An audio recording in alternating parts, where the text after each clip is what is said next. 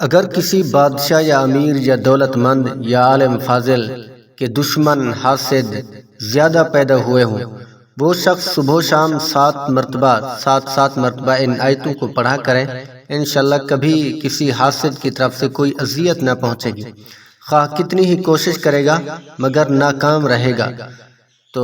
جو بندہ بھی یہ چاہتا ہے کہ میرا فلاں دشمن ہے، میرا فلاں حاسد ہے، تو اسی کو چاہیے کہ صبح و شام 7 مرتبہ ان آیتوں کو پڑھا کرے،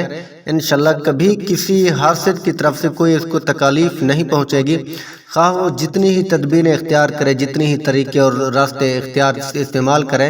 لیکن وہ اپنی اس کوشش میں ناکام رہے گا۔ وہ آیت کریمہ یہ ہے، قُلْ إِنَّ الْفَضْلَ بِيَدِ اللَّهِ يُؤْتِيهِ مَن يَشَاءُ وَاللَّهُ وَاسِعٌ عَلِيمٌ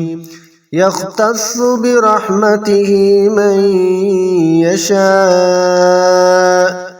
وَاللَّهُ ذُو الْفَضْلِ الْعَظِيمِ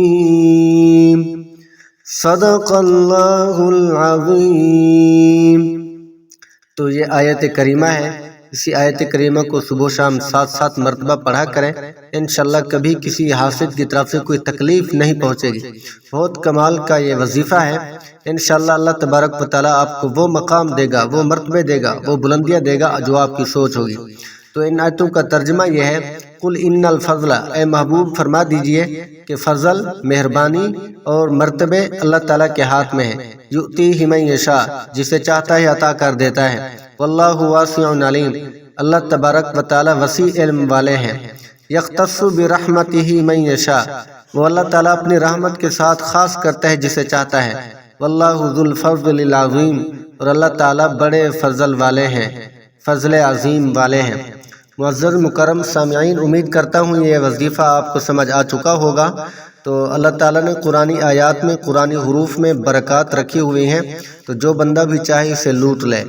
السلام علیکم ورحمۃ اللہ وبرکاتہ۔